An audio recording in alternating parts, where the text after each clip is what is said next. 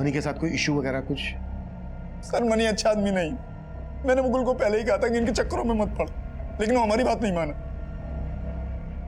ये मनी यहाँ दिल्ली में रहता कहाँ है?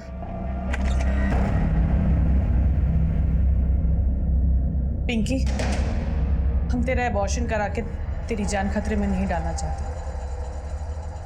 इसलिए हमने सोचा है कि तू ये बच्चा पैदा कर सकती है, लेकिन उसके बाद तुझे राघव को भूलना होगा, और इस बच्चे के होने के बाद इस बच्चे को भी।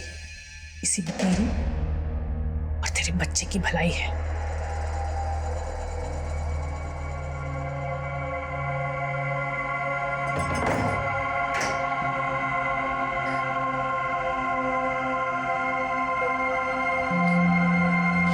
सब मैंने उसके मामा मामी को भी कह दिया कि वो बिजनौर चला गया है।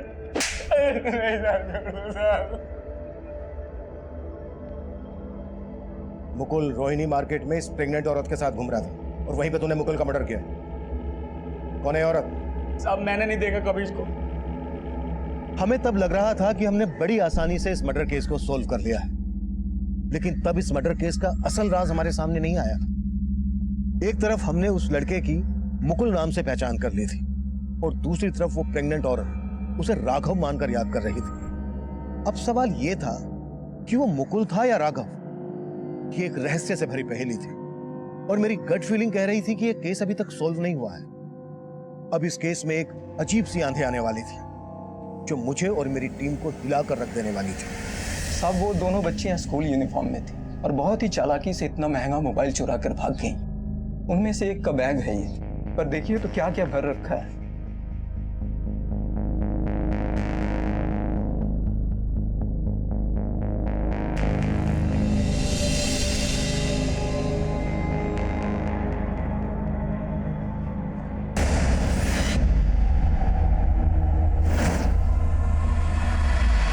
इस तरह की यूनिफॉर्म जिस स्कूल। बस और इतनी सी चोट के लिए सारा घर सर पे मत उठा, जाके नहा और दवा लगा ले। अरे जाने दीजिए जी, नौटंकी बाज है एक नंबर की। कपड़े गंदे करने पर हम इसको डांटे ना, इसलिए ये सब ड्रामा कर रही है। सर जिस तरह की यूनिफॉर्म उन बच्चियों ने पहनी हुई थी उस तरह की यूनिफॉर्म दिल्ली के सिर्फ 4 स्कूलों में है और मैंने उन सभी स्कूलों में उन बच्चियों के फोटो दिखाए, लेकिन किसी भी स्कूल की अथॉरिटी ने उन बच्चियों को आइडेंटिफाई नहीं किया। सर इन दोनों बच्चियों में से एक बच्ची का बैग जो हमें उस दुकान वाले से मिला, उसमें स्कूल सिलेबस की बुक नहीं थी। हो सकता है ये बच्चियां किसी स्कूल में पढ़ती ही नहीं हो, ये स्कूल यूनिफॉर्म में सिर्फ चोरी करती हो ताकि इन पे किसी को शक ना हो, और हो सकता है इनसे ये कोई काम करवाता हो। सर मैं इन दोनों बच्चों को जानता हूँ। इससे पहले भी मैंने उन्हें चोरी करते हुए पकड़ा था। और ये बात तुम हमें अब बता रहे हो? आई एम सॉरी सर, मुझसे बहुत बड़ी गलती हो गई। कैसी गलती? कुछ दिन पहले वो दोनों बच्चियाँ एक दुकान से चिप्स का पैकेट चुरा कर भाग रही थी, तो मैंने उन्हें देखा था। मैंने उनसे उनका नाम भी पूछा। तुम्हारा नाम नफीसा और तुम्हारा नाम बुलबुल। सर उसके बाद मैंने उन्हें पूछा कि आपका घर कहाँ पे है। वो कीर्ति नगर में एक घर के पास मुझे ले गई। सर मैंने फिर उन दोनों बच्चियों को घर के बाहर छोड़ा, लेकिन जब मोबाइल स्टोर के सीसीटीवी फुटेज में मैंने उन दोनों बच्चियों को देखा, बाद में मैं फिर उस घर पे गया, लेकिन घर पे ताला लगा हुआ था। मैंने पड़ोसियों से बातचीत की तो पता चला वो घर रमेश पांडे नाम के किसी आदमी का है और उन्होंने बताया कि उनको 2 बच्चियाँ भी हैं। तुम बता रहे हो कि उन बच्चों ने तुम्हें अपना नाम बेनज़ीर और नफीसा बताया था और तुम उस घर को रमेश पांडे का बता रहे हो। तो ये रमेश पांडे बेनज़ीर और नफीसा का बाप कैसे हो सकता है? ये जान के मैं भी हैरान हूँ। शायद उन बच्चियों ने अपना नाम मुझे झूठ बताया था और तुमने उन पर भरोसा करके उन्हें जाने दिया। बढ़िया चल रहा है पापा, लेकिन एक बात है। कैसी बात? पापा वो ना, मैं कुछ दिन में लखनऊ आ रहा हूँ, आपको एक सरप्राइज देना है। आपका बेटा आपसे किस सरप्राइज की बात कर रहा था? ये तो हमें नहीं पता साहब, लेकिन हमारे बेटे के साथ कोई बहुत बड़ी साजिश हुई है। Sir 1 minute. सर इस जनक का फ़ोन नहीं लग रहा जिसने मुकुल नाम से उस लाश की शिनाख्त की थी।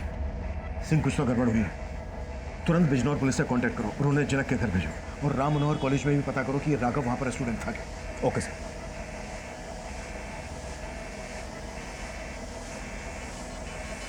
देखिए जब हम इसके बारे में पता कर रहे थे तो जहां पर हमें इसकी लाश मिली वहीं पास के मार्केट में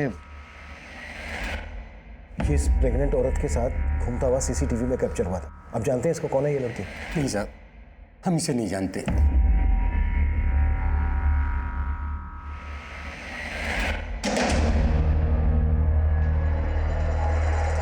ले। और 7 महीने पहले तक उसी कॉलेज के हॉस्टल में रह भी रहा था। सर बिजनौर पुलिस का फ़ोन था। जनक ने बिजनौर का जो एड्रेस दिया था वो वहाँ पे किराए पे रहता था, लेकिन कुछ दिन पहले उसने वो मकान खाली कर दिया। पड़ोसियों ने बताया कि जनक के साथ मुकुल नाम का कोई लड़का नहीं रहता था, बल्कि जनक का कोई भांजा ही नहीं था। बट हमने इस केस की जांच शुरू की तो सामने आया कि उस लड़के का नाम वाकई में राघव था, जिसे मुकुल मानकर हमने वो लाश जनक और उसकी बीवी को सौंप दी थी। उसे मुकुल नाम देने वाले जनक और उसकी बीवी फरार थे। मुकुल की जो आईडी हमें दी गई थी वो फेक निकली। और सबसे बड़ा सवाल, मनी अब भी यही कह रहा था कि उसने किसी राघव का नहीं बल्कि मुकुल का ही मर्डर किया था। और सवाल यह भी था कि जनक और उसकी बीवी ने आखिरकार एक अज्ञात लाश की पहचान मुकुल नाम से क्यों की थी। आखिर इस हत्या की वजह क्या थी? यह हत्या क्यों की गई थी? एक ही लाश की दो पहचान सामने आने का राज क्या था?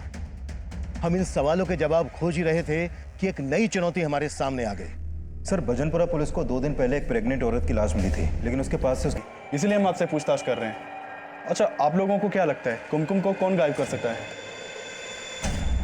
सर, अब ये मैं कैसे बता सकती हूँ, लेकिन हाँ, कुमकुम के घर वाले उसको लेकर थोड़े लापरवाह जरूर थे। देखिए, साफ साफ बताइए आप कहना क्या चाहती हैं?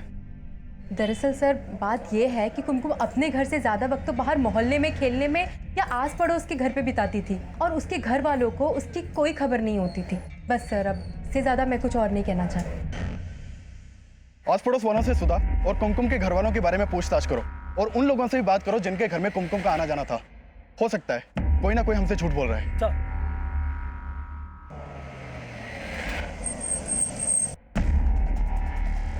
साहब, इस पान वाले ने उन दोनों बच्चों को यहीं स्कूल वैन में देखा था।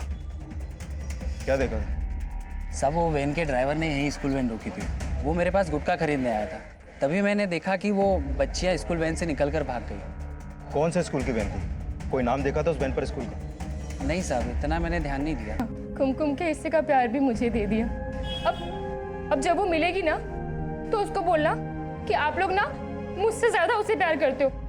आप लोग बोलेंगे ना।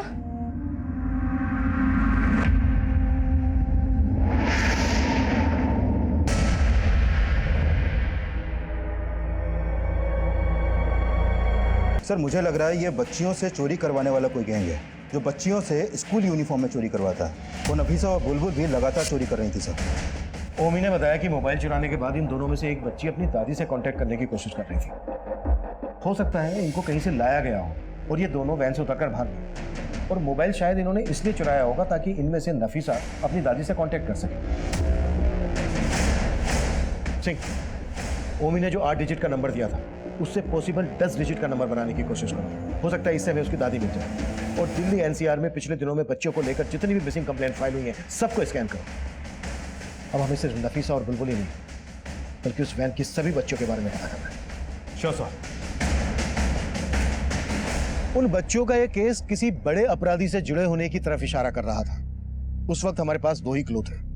एक, नफीसा की दादी का वो 8 डिजिट का नंबर जिससे हम पॉसिबल 10 डिजिट बनाने की कोशिश कर रहे थे, जो हमारे काम को आसान कर सकता था। और दूसरा क्लू था वो शब्द पुरी जो ओमी ने हमें बताया था, लेकिन यह भी हमारे लिए रहस्य बना हुआ था। फिलहाल हमें कोई सफलता नहीं मिल रही थी, लेकिन जल्दी हमें राघव के उस घर के बारे में पता चला जहां वो हॉस्टल छोड़ने के बाद से रह रहा था। सर, ये दोनों लड़का लड़की पिछले 7 महीने से मेरे यहाँ किराए पे रह रहे थे। दोनों मियाँ बीवी थे सर। पिछले कई दिनों से यहाँ ताला लगा हुआ है, वो मुझे लगा कहीं बाहर गए होंगे। उस लड़के ने अपना नाम क्या बताया था? सर, राघव। इसी नाम से मैंने एग्रीमेंट बनवाया था। फिर कुछ दिन बाद वो अपनी बीवी को लेकर भी आ गया था। ये एग्रीमेंट तो सिर्फ राघव के नाम का है। उसकी बीवी के बारे में कुछ जानते हो? उसके बारे में कुछ नहीं मालूम, लेकिन उसका नाम पिंकी था, बस इतना ही मालूम। राघव ने शादी कर ली? जी। और आपके बेटे राघव ने सिर्फ शादी नहीं बल्कि उसकी पत्नी पिंकी प्रेग्नेंट भी थी। आपको सच में पिंकी के बारे में कुछ नहीं पता, या फिर आप हमसे कुछ छुपा रहे हैं? नहीं, मैं भला क्यों छुपाने लगा? हमें तो इस बात का ताज्जुब है कि उसने हमको बताया बगैर शादी कैसे कर।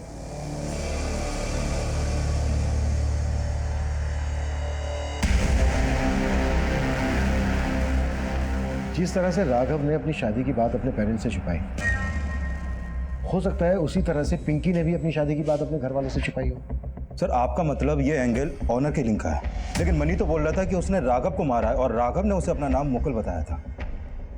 और ये जनक जिसने मनी पर शक जताया था गायब। कहानी काफी अजीब है, उलझती जा रही है।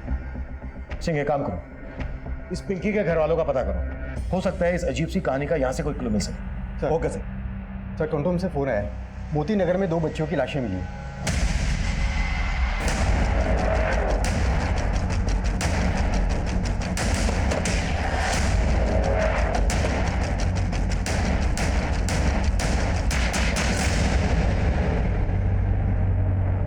सर ये वो बच्चियां नहीं है जिन्हें हम ढूंढ रहे हैं। लेकिन इन बच्चों ने भी उसी तरह की स्कूल यूनिफॉर्म पहनी हुई है जैसी बुलबुल और नफीसा ने पहनी हुई थी। और पता चला है जिस स्कूल वैन से ही निकलकर भागी थी उसमें कई और भी बच्चियां हैं। और वैन पे जिस स्कूल का नाम लिखा था उस नाम का स्कूल कोई दिल्ली में है ही नहीं। सर पक्का ये किसी गैंग का काम है जो बच्चियों को इधर से उधर ले जाने के लिए स्कूल वैन का इस्तेमाल करते हैं, और शायद बुलबुल और नफीसा की तरह वो लोग इन बच्चियों से भी चोरी का काम करवाते हैं।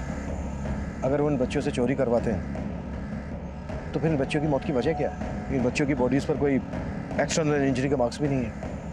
इन बच्चों की बॉडीज को पोस्टमार्टम के लिए भिजवाओ और जल्द से जल्द बुलबुल और नफीसा के बारे में पता लगाओ। उनके मिलने के बाद ये बात क्लियर होगी कि इन बच्चियों का उस गैंग से क्या कनेक्शन है। दिल्ली और एनसीआर की मिसिंग कंप्लेंट स्कैन करो, हो सकता है इन बच्चों की मिसिंग कंप्लेंट फाइल हुई है। Right sir. प्रवीण,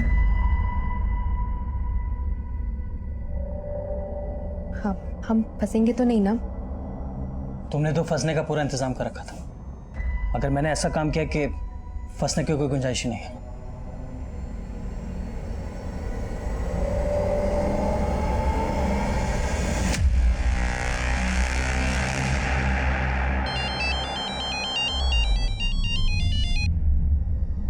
हेलो,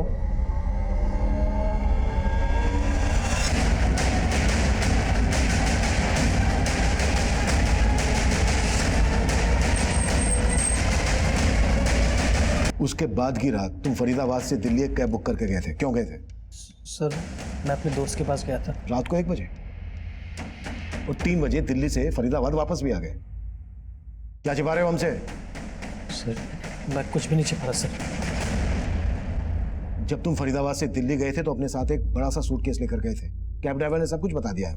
और जब दिल्ली से दूसरी कैब लेकर वापस फरीदाबाद आए तो तुम्हारे पास वो सूटकेस नहीं था।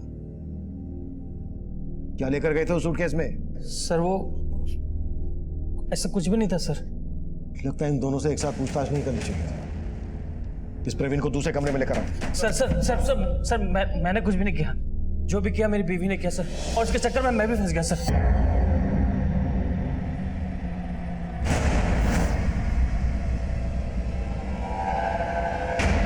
कुमकुम, तुम्हारा दिमाग खराब हो गया? तुम्हें पता है कुमकुम के घरवालों ने पुलिस में कंप्लेंट कर दी है। अब उसे ढूंढ रही है। अगर उन्हें पता चला कि कुमकुम यहाँ पर है तो हमारे साथ क्या सलूक करेंगे? हो गई गलती। अब भाषण देने का कोई मतलब नहीं है। ये मत भूलो कि तुम भी मेरे पति हो। अगर मैं फंसी तो तुम भी फंसोगे। अब इस प्रॉब्लम से, इस मुसीबत से बाहर निकलने का कभी कहीं अब मुझे नहीं मालूम। कोई बात नहीं, हम तुझे बता देंगे वो काम। सर मनी ने जिस सोनू और बबलू के बारे में बताया था, ये दोनों ही हिस्ट्री शीटर हैं और ये दोनों ही इस जुबेर नाम के आदमी से कांटेक्ट में है सर। तभी उसमें से वो दोनों बच्चियां भाग गई। सर मैं उधर उन दोनों बच्चियों को ढूंढने में परेशान था और मुझे मालूम चला कि आप राघव और पिंकी के बारे में पता कर रहे हैं। 14 साल की थी पिंकी जब सुमित उसे लेकर आया था। इन बच्चियों को सुमित सेक्स वर्कर बनाता था। पिंकी भी प्रोस्टिट्यूट ही थी।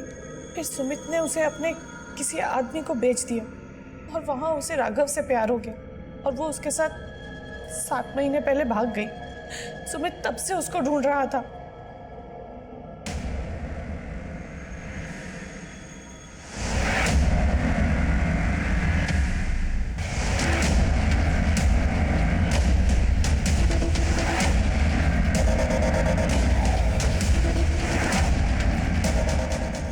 भागने के चक्कर में गलती से वो मर गए। मैं जानता था सर कि अगर आपने राघव के बारे में पता किया तो आपको सब पता चल जाएगा और आप हम तक पहुंच जाएंगे। इसलिए सर मैंने मेरे दोनों आदमी सोनू और बबलू के साथ मिलकर मनी को अंदर करने का प्लान किया ताकि आप केस की फाइल बंद कर दें और आपका ध्यान हम लोगों के ऊपर से हट जाए। लेकिन एक आफत नहीं गई साहब, दूसरी आफत आ गई। आप मेरी वो दोनों बच्चियों को ढूंढने में लग गए। बाद में मुझे सोनू ने बताया साहब कि उन लड़कियों को जुबैर ने उठाया है। इस जुबैर का तेरे धंधे से क्या कनेक्शन है? नहीं सर, जुबैर के साथ मेरा कोई कनेक्शन नहीं है। उसका धंधा अलग है। वो बच्चों से भीख मंगवाता है, वो बेगरी रैकेट चलाता है सर। मुझे पता था सर, अगर वो बच्चियां उसके पास हैं तो उनको सिग्नल पे बिठाकर भीख मंगवाएगा और आप उन बच्चियों तक आसानी से पहुंच जाएंगे और हम लोग फंस जाते सर। इसलिए मैंने सोनू और बबलू को वहां भेजा कि वो उन बच्चियों को जुबैर से खरीद लें और उसके बाद उन दोनों बच्चियों को मार दें। उन दोनों ने नफीसा को मार भी दिया सर। कहाँ से लाया और किन किन एजेंट से इसने खरीदी, सब पता करो इससे।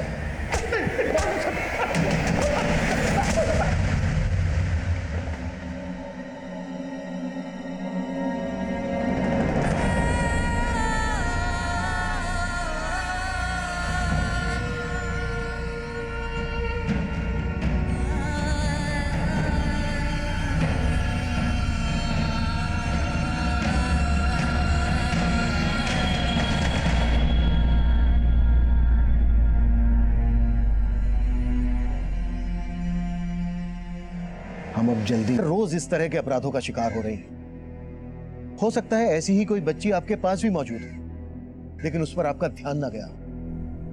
अगर आपको ऐसी ही किसी बच्ची के बारे में पता चलता है तो उसे नजरअंदाज मत कीजिए। ये एक दस्तक हो सकती है और ये दस्तक एक मासूम की जिंदगी बर्बाद होने से बचा सकती है। इस दस्तक को नजरअंदाज बिल्कुल ना करें और तुरंत इसकी जानकारी नजदीकी पुलिस स्टेशन में दें।